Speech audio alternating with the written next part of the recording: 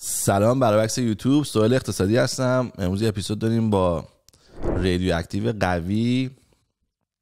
بیبی بوی خودتو لطفاً یه معرفی بکن واسه من و به دوستان، کسی تو نشناسه. بعید میدونم ولی اگه کسی نشناسه آشنا بشه. عشقاین. چطورین بچه‌ها؟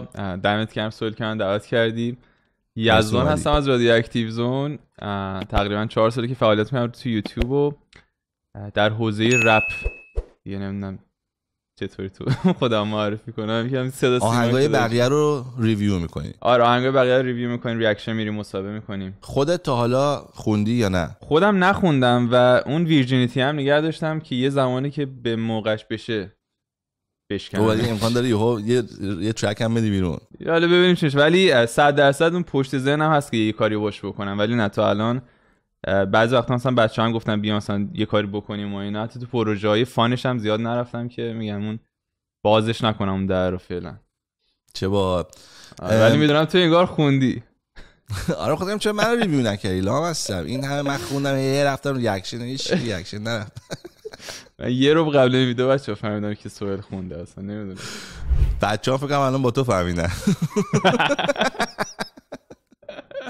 حالا این کانال قدیمی سجاده، نمیدونم ویدیو هنوز هست نیست، ولی بعد آجی پابلیش رو اسپاتیفای بذاری مردم برن گوش کنن راحت.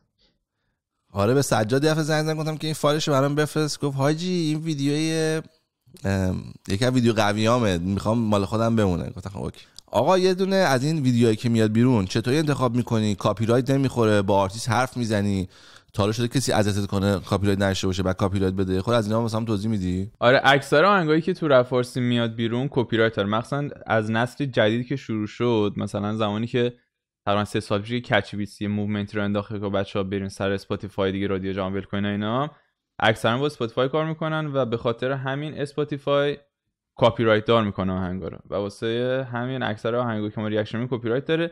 کاری که ما میکنیم فکر کنم والا نمیدونم شما خودتون کار میکنه، اگه ویدیوی کپی رایت داشته باشه ما دیسپیوت میزنیم دیگه. دیسپیوت میزنیم که آقا این کاری که ما داریم میکنیم فیر یوزه و سوء استفاده از ویدیو نمیکنیم. اگه اوکیه مثلا نامه مینویسیم که این کپی رایت رو بردارن، که اکثرا برمیدارن، بستگی به کردیت داره. مثلا اگه طرف بیاد البته چیزام هست، آرتیست فیوریت هم داره، مثلا اگه با یکی حال نکنه میتونه ریجکت بکنه. ولی این چیزه وهله اولش اینه که دیسپیوت کنی، ولی خیلی وقتا هم مثلا میتونه با آرتیست با یا آرتیست یا منیجر آرتیست یه پیام میزنی که مثلا داداش این کپی رایت خورده، اگه میشه مثلا اوکیش کن. چند درصد ویدیو الان اوکی نشد از اون پشت؟ چند درصدشون زردن؟ زرد نه، قرمز میشه. زرد وقتی که لیمیتد میشه. آره قرمز اتوماتیک دیگه. اونایی که میگی ریجکت کردن منظورته یا اونایی که اونایی که ریجکت کردن الان میتونم میگم 20%. خب بعدم چی میکنی؟ یا میداری باشه؟ اگه ببینم که مثلا یه ترک داد رضا پیشرو قابیل، خب که دیسترک بود و الان من نگاه کردم به 700k هم رسیده. خب وقتی میبینم یه ویدئویی همچین ویدئویی داره مثلا ویو داره میگیره، من میگم خب آقا بی خیالی، پول که در نمیارم، حداقل از ایمپرشنش بتونم سابسکرایبر بگیرم. ولی اگه بدونم اون ویدیو اصلا ایمپرشن هم اصلا نداره، میگم شاید طرف تازه کیر میام بریزه بخواد استرایک بزنه، بعد این مدرک دیگه واسه اون ویدیو رو در میارم. بعضی آرتیست هستن که خودشون چیز میکنن، خودشون تهدید میکنن. مثلا آدم تحتالی زمانی تهدید میکرد که ما استرایک میزنیم، مثلا من همه ویدیو رو در آوردم. مثلا شایعه انگار یکی از بچه‌ها به مشکل خورده بود، مثلا انگار بهش استرایک زد، واسه همون مثلا ویدیو رو در آورد. فهمیدم. بعد الان اون مثلا پیشو که گفته من کاپی رایت نمیدم ولی تو هنوز داری، این اد رونیو رو میره پیش پیشو یا یوتیوب میتیقه؟ پیشرو میگیره دیگه. حالا یا پیشرو یا اون شرکتی که باش کار میکنه. اینطوریه که وقتی شما دیسپیوت میزنی یه محل واسه اون وسط میمونه، نمیره تو جیب شما، نمیره تو جیب پیشرو، نمیره تو جیب یوتیوب، پس انداز میشه یه جا میگهش میگه اسکرو داره میشه تو پولت. این زیاد میشه تا زمانی که آرتیست تصمیم بگیره که اکسپت بکنه یا ریجکت بکنه. اگه اکسپت بکنه میاد تو جیب من یوتیوبر، اگه ریجکت بکنه میره تو جیب آرتیست. آها فهمیدم. تا وقتی اون پس آرتیست تصمیم میگیره که پولو بده به اون یا پولو بده به من، که من فکر کنم همیشه تصمیم میگیره بده خودم دیگه. آره ولی خب مثلا من میبینم مثلا میگم آقا فلان مثلا فلان آرتیست هر وقت من ریاکشن میرم کپی رایت میزنه و بعدم ریجکت میکنه، خودم بعد تصمیم میگیرم دیگه به کارش ریاکشن نرم دیگه. چون اون زحمتی که آدم داره میکشه میدونه مثلا فایده ای نداره. درسته فهمیدم. بعد مثلا به مخاطبات مثلا میگی دیگه، مثلا میگی بچه‌ها در جریان باشید که مثلا من به فلان دیگه ریاکشن نمیدم که اونم مثلا چیز نکنه. بعد از نگاه که میکردم خیلی همه چی رو خوب میفهمی. این چون رپ فهمیدن سخته، اصلا فقط بفهمی چی میگن سخته، تو نه که میفهمی چی میگه، خیلی رفرنس ها هم خوب میفهمی. این از کجا میاد؟ 24 تا راجع همه چی میخونی رو اینستاگرامش، این چجوری انقدر میدونی؟ حاجی من قبل اینکه اصلا یوتیوب شروع کنم عاشق رپ بودم، یعنی من از قدیم مثلا رپ گوش میکردم، واسه همین اطلاعات بیسیکمو دارم. بعد توی این 3-4 سالم که دیگه یوتیوب رو زدیم، به خاطر کارمون دیگه باید همیشه آپ تو دیت باشیم دیگه. خب طبیعتا من اینستاگرام چک میکنم، نمیدونم خبرها، خیلی مخاطبا مثلا میفرستن که آقا فلانی فلانی دیسکریه، فلانی مثلا منیجرش فلان چیزا گفته، اینا خبرها میاد. به خاطر این هم خودم دنبال میکنم، بچه‌ها میگن و خب اون بیسیک نالج مثلا از قدیم هم دارم دیگه. واسه مثلا با این کامپ چی میگن، ترکیب اینا باعث میشه که بتونم مثلا بفهمم که داستان چیه. بیشترش به خاطر همون عشق رپ است دیگه حاجی. خیلی باحاله، خیلی باحاله که این چیزی که علاقه داشتی قرفه. چون میگم قشنگ معلومه. بهترین رپر به نظرت کیه؟ سوالی مثلا این سری که از بپرسم بهترین فیلمی که دیدی چیه؟ آره دیگه من میگم میتریکس. جدی تا من یه مشکلی دارم با این فیلم میتریکس ندارم با رفیقام، اونم میگه میتریکس علی من هر چی میبینم واجی نمیفهمم، خیلی پیچیده. ببین من میتریکس رو شاید بگم 20 سال طول کشید تا بفهمم. وقتی فهمیدم پراکور کم ریخت، چون اول گفتم چه مسخره بازیه، میاد چیکار. آخه واجی من یه بار دیدم زیاد حال نکردم، بعد رفیقام گفت اینو دوباره بشین ببین. من اینو دقیقاً مثلا 2 روز قبل اینکه سال نو بشه نشستم دیدم، بعد گفتم خب بذار ببینم الان مثلا انگلیسیم بهتر شده، فهمم از این فیلم بهتر شده، بذار ببینم چی میگه. نشستم دیدم، بعد نه آقا مثلا طرفش یه دستگاه بس میکنن میره توی مثلا یه چیزای مثلا استخر مثلا جیوه مانند ازش میاد بیرون، میگم وات اف اصلا نمیفهم چه خبره، اصلا توضیح هم واقعا نمیدن، اصلا فقط اکشنه. همینو میگم، منم قشنگ به جون تو واقعا 20 سال طول کشید تا بفهمم. من یادمه همین چیزی که تو میگی من تو بودم. یکی گفتیم فیلمش چیه، گفتش که من میتریکس رو دیدم. یادمه قشنگ تو شمال بودیم تو خزر شهر، بعد واسطه بودیم بغل آب، بعد یکی گفت فیلم فیوریت تو، من گفتم میتریکس. گفتم چیش قشنگه، یه چیز احمقانه، یارو میره تو جیوه میاد، دقیقاً جمله‌ای تو. بعد گفتش که برو بابا تو نگرفتی فیلمو. بعد من گفتم یعنی چی گرفت، یا چیو نگرفتم دیگه، یارو اینجوری رفته تو اون دنیا اومده، بعد فهمیده اینو این چه مزخرفی. بعدنا که مثلا نشستم نگاه کردم، بعد گفتم اوه این منظورش از اینه، واو اینو ببین. بعد چون at the same time هم که فهمیدم میتونه حتی چون وقتی بچه بودم گفتم خب این کاملا مثل قصه کتاب داستانه، خب تو میخوای کتاب داستان بنویسی، خب بنویس اژدها، یارو سوت میزنه از سوتش اژدها درست میشه، چرا دیگه یارو میره تو جیوه، لازم نیست دستگاهش درست کنم. بعد که بزرگتر شدم و یه خورده مثلا با علم و اینو علاقه پیدا کردم، اونجا به این نتیجه رسیدم که ببین این انقدر میتونه حقیقت باشه که میتونه داکیومنتری باشه نه فیلم. بعد این باعث شد که یهو بهش این لاف کنم و کلا بازیگراش عالیان، دور نور پردازی، فیلم برداری، استایل لباس، همه چیش واقعا برای سال قبل 2000 واقعا به نظر من بیانده. خب برای همین من مثلا اون دوستم. حالا سال احمقانه میپرسه، من دوستم اونجوری بپرسم، میگه اگه به توی جزیره قرار بشه به یه آهنگ گوش بدی این حرفا. ولی خب آدم یه نظری داره دیگه، همون بدون لحظه که میگم بهترین رپر کیه، بدون اینکه واسط مهم باشه دراما میشه، کیه؟ خودت آقا، خلوت خود این. آره من تو خلوت خودم همیشه گفتم ببین یه دو تا سواله، یکی اینکه بهترین رپر کیه، اینکه رپر مورد علاقت کیه. اگه بپرسی رپر مورد علاقم کیه، من میگم صادقه. ولی اصلا بهترین رپر خیلی چیزه کانتروورشیاله، بعد فکر کنی بگی خب در حال حاضر رو میگی، مثلا کل تاریخ رو میگی، خیلی سخت تره. نه برای خودت فقط، اصلا پرسونال. من صادقو خیلی یاد میکنم. میشناسی؟ نه اصلا نمیدونم تو نشینه، خیلی دارم میخواست میدونستم. نه حالا تو زندگی از زندگی خود برام بگو. ایران کی اومدی این و چی شد اومدی، چی کار میکنی خارج از یوتیوب، پلنت با یوتیوب چیه؟ آره من سال 2012 اومدم آمریکا. کی بود؟ آره دیگه سال دوم دبیرستانم اومدم آمریکا، اینجا خوندم و ما چند تا ایالت مختلف رفتیم اینو کدومو بیشتر حال میکنیم. آخر تصمیم گرفتیم بریم ماساچوست و یه شهر کوچیک نزدیک بوستون، من اونجا دبیرستان رفتم. 3 سال خوندم و بعد سیستم آمریکا اینطوریه که تا میره سر لیسانس دیگه 4 سال بهش میگن آندرگراد. نمیدونم تو کانادا هم مدلیه؟ نه ما چیز بهش داریم اسوسییت دیگری بهش میگن. چی میگن؟ اسوسییت دیگری میشه فوق دیپلم اگه اون تو میگی. اسوسییت. نه ما اینطوریه که 4 سال میخونی، مهم نیست که اصلا چیه، تو باید بخونی که زیرپایه اینه که بخوای بعدش چی بخونی. بعد یعنی undergraduate بعدش میشه graduate school. من 4 سال خوندم و لیسانس زیست گرفتم، بیولوژی گرفتم توی دانشگاه ایالتی ماساچوست و بعد فارغ التحصیلیم 2020 بود که کووید بود، مراسمش رو نتونستیم بریم، آنلاین بود. MIT هم اونجاست؟ آره کمبریجه که نزدیک بوستونه. بعد فارغ التحصیل که شدم تابستون 2020 بود و گفتم چیکار کنم، کارم نمیتونستم برم، می‌خواستم توی آزمایشگاه مثلا زیست شناسی توی بیمارستان مس جنرال برام کار بکنم که یکی از بزرگترین بیمارستان‌های آمریکاست. بعد کنسل شد به خاطر کووید و نشستم خونه گفتم چیکار کنم و یوتیوب رو شروع کردیم.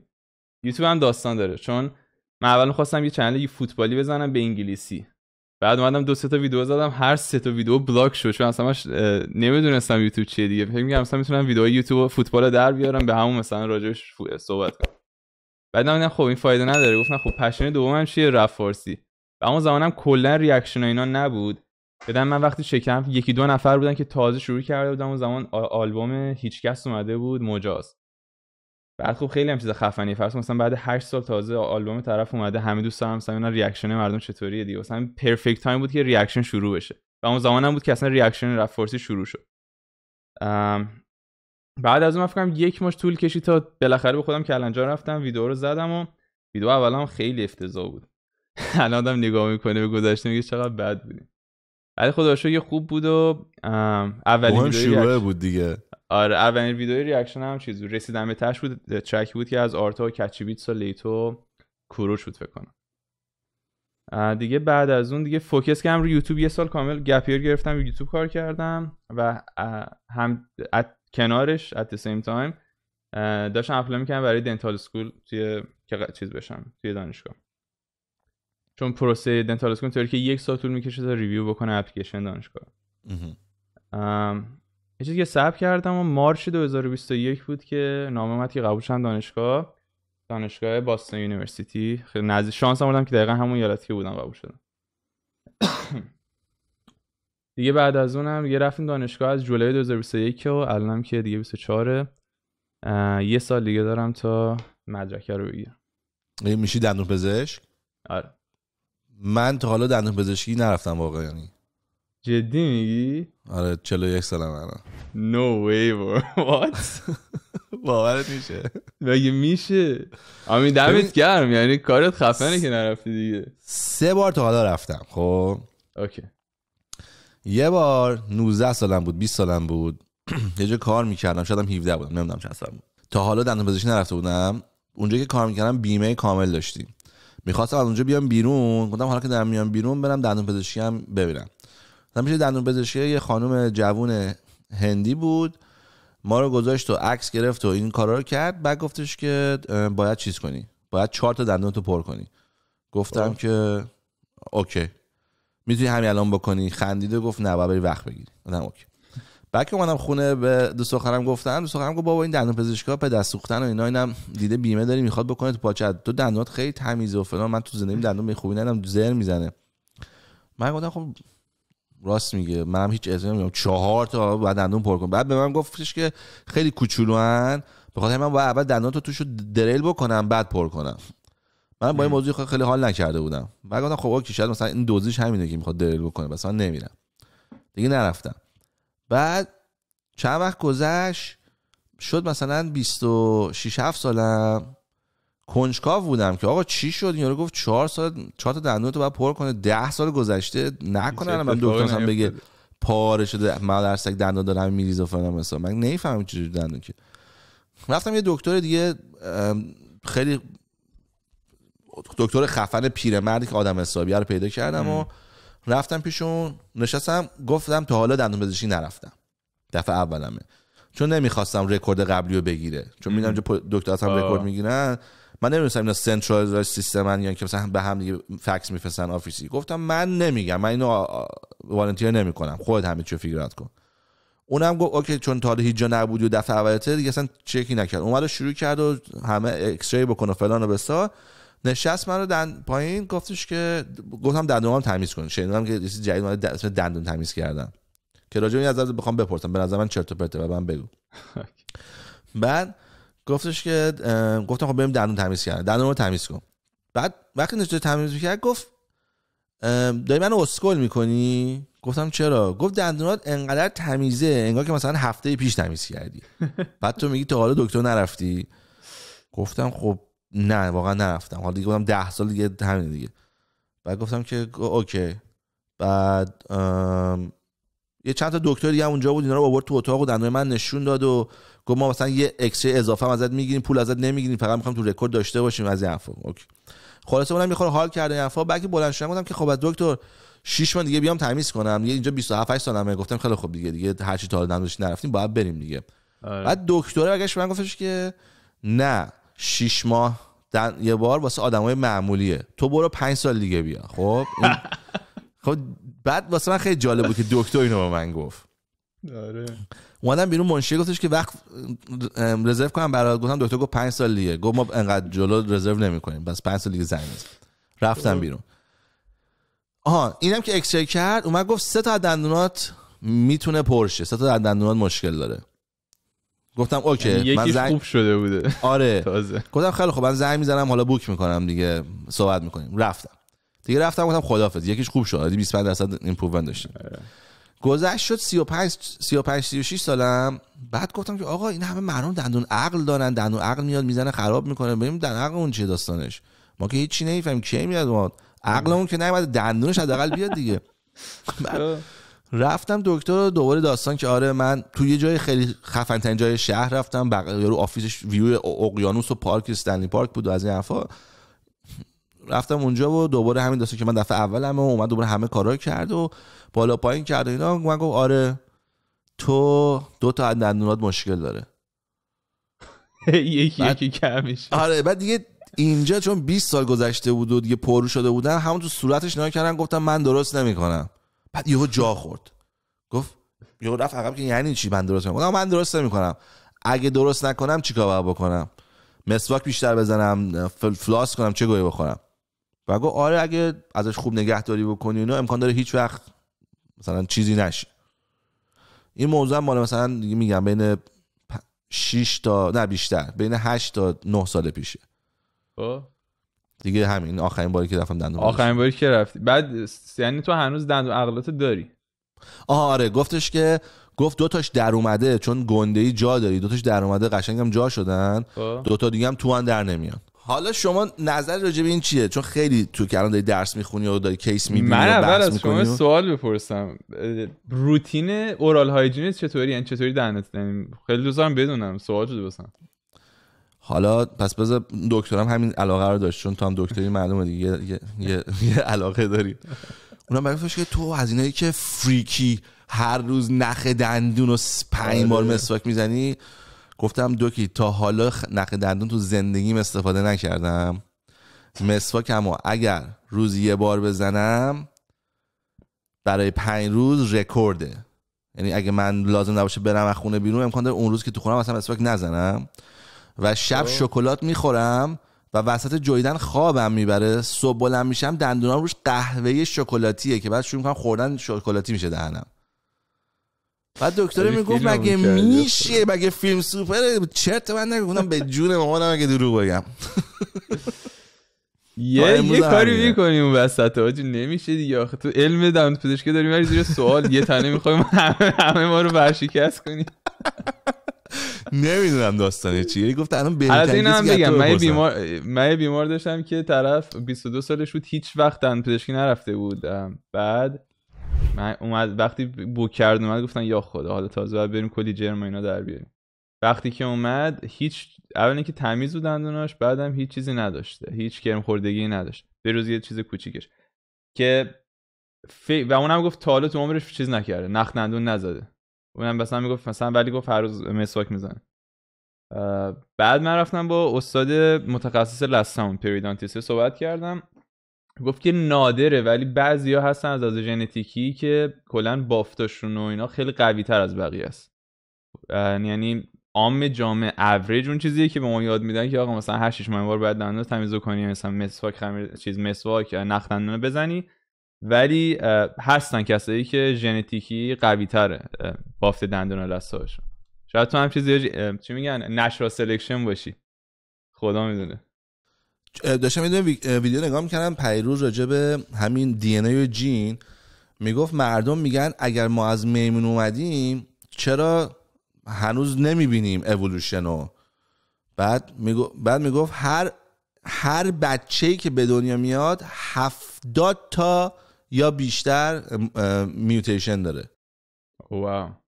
بعد مثلا توضیح میدم، میگه الان یه آدمایی هستن روی آب زندگی میکنن، چیز میبندن به هم دیگه، هم رو آب میشه یه جزیره فیک رو همون میمونن، میپرن زیر آب ماهی میگیرن میان بیرون. بعد میگفت این آدما میرن زیر آب برای مثلا چون 5 دقیقه، بعد ما نمیفهمیم چرا. رفتیم نگاه کردیم یه قسمت بدن که توش گلوبولای قرمز سفیدو نگه می‌داره، میگه مال اینا 3 برابر آدمای اوریج دنیاست. میگفت اینا از شش نفس نمیکشه، اینا وقتی میرن زیر آب این شروع میکنه گلوبول سفید ترشح کردن، میریزه تو خون، اینا همه درستشون اکسیژن رو میدن، یارو میتونه زیر آب بمونه 5 دقیقه. بعد میگفت فقط یه میوتیشن بعد اتفاق میفته روی این جزیره که ما بفهمیم این هست. میگم حالا سوال اینه که چند تا از این سوپر هیروها و این سوپر اتفاقات داره تو آدم‌ها اتفاق میفته که احتیاجی نیست. کسی که داره توی مثلا تو ونکوور زندگی میکنه احتیاج نداره بره زیر آب هیچ وقت. اینش بزرگ میشه هیچ وقت نمیفهمه، بچه‌ها به این میره تمام میشه. و این تازه یکی از اسپکت‌های جهش‌ها یا میوتیشن‌ها، خیلی میوتیشن‌های دیگه توی مغز و بدن اینا میتونه باشه که ما ندونیم بعداً مشخص بشه. من دغدغه‌ای که بخوام هر روز صبح برم 9 صبح تا 5 بعد از ظهر دفتر کار بکنم و ندارم. من نشستم وسط هفته دارم با تو اینجا ویدیو میگیرم، درسته؟ ولی هیچ نوع چیزی نبود که مثلا من پول دارم و اون موقع است که برکت وارد سفرت میشه. فوکس کنین، حتما کارمند بگیرین، به خاطر اینکه هم یه نفر رو نون میدین، نون رو شیر میکنیم، هم وقتی که موفق بشین احتمال موفقیت بیشتره با تیم.